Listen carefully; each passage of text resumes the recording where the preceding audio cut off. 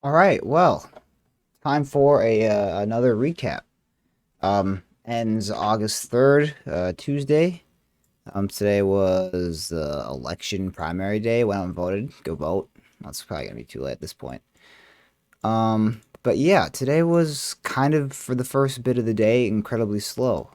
So obviously you can see that AERC had some news come out, and this is what I was trying to trade later this afternoon. Kind of similar situation to yesterday with iLag. Um, Pops up AMC. This is not what I typed. Get it together, Weeble. Yeah, yesterday with iLag, where I guess it was earlier in the day, but we had this late run up where the first couple hours of trading is passed, and that's usually where the most action is. And as you kind of start to wind down and start to close up for the day, all of a sudden have a pop. But I guess yeah, a little bit different situation today with AERC. But anyway, today we started with let's see, the first trade I took was on VRNA. This was kind of the leading gapper that I was the most interested in coming into the open today. I mean, you can see it was up over 100% from yesterday's close. But when it opened, as you can see, these candles were terrible. I mean, trying to trade this was really whippy. It was choppy. I took, I think it was one or two break even trades in this. I was maybe down. I mean, I probably lost 5, 10 cents a share on this, which was not that bad. It was only like 23 bucks. But anyway, yeah, I had the triple topped up here. It just there's all sorts of resistance up by this. 1475s, couldn't get into 15, and then just kind of failed through the day. So that was a little disappointing to see. Then the second leading gapper that I was trying to was it HLB? Yeah, HLBZ. This was one from yesterday.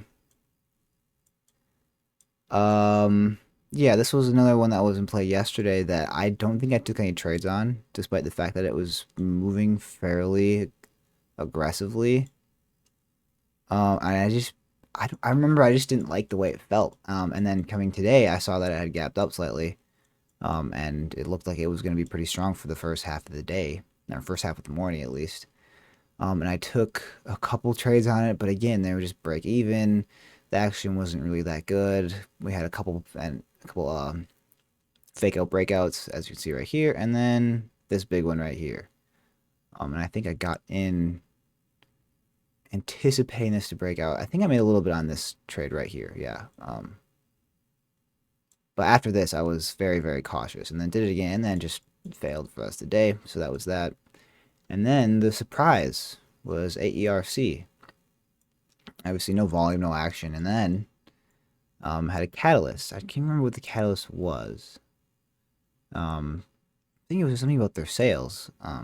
Yeah, it wasn't anything that I remember thinking it was too impressive for catalyst wise, but nevertheless, we ended up having a pretty impressive run up here. Let's take this from about 415 to well, that's accidentally draw two lines. Let's see. From about fours to 768. So yeah, it's a move of over 80%. So that's impressive. There's a lot of money on the table there. But yeah, I ended up going green on it. Oh, I should mention that I took one really silly trade on. Oh boy, what was the ticker?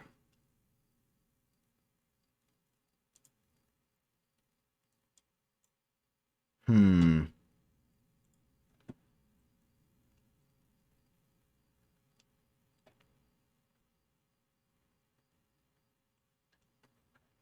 Yeah, what was the ticker on that? That I took one trade on something because it was a forced trade, it was a boredom trade. And I totally whiffed it because it was so forced and the volume was really light. There was no catalyst. I think I went for a breakout and or a dip off of a breakout, and the dip just flushed. And that has been something that I've tried multiple times before, and it usually doesn't end well.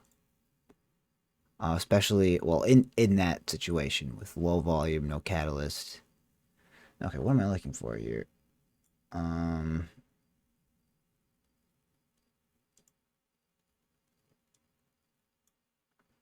Either way, took $120 loss on it, but then made it basically back on AERC.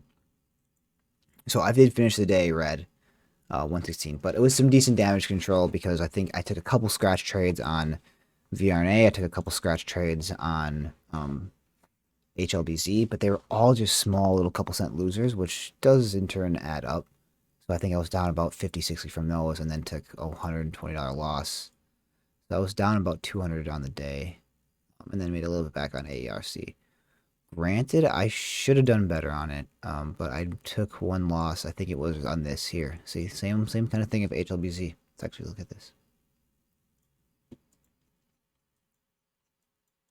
HLBZ breaks out, goes for the dip, and then can't and flush. Granted, this candle closed different, but it started on the same place, broke out, and then... So let's go back to AERC. Same spot I took a loss. Try to recognize these patterns. Was...